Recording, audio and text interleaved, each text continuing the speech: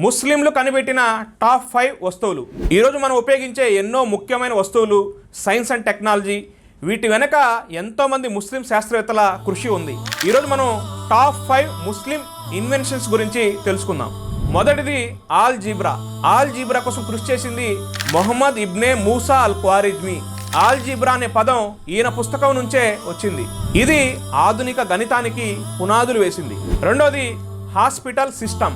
Hospital సిస్టమ్ను అభివృద్ధి చేసిన వారు అల్ రాజీ అనే వ్యక్తి.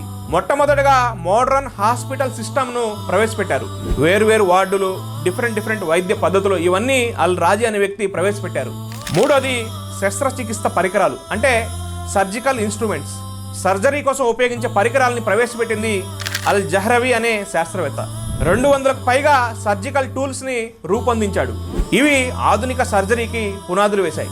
నాలుగోది గడియారాలు. గడియారాలు అంటే క్లాక్స్ని డెవలప్ చేసింది అల్ జజరి అనే శాస్త్రవేత్త. వాటర్ క్లాక్స్, మెకానికల్ క్లాక్స్ని అభివృద్ధి చేశాడు.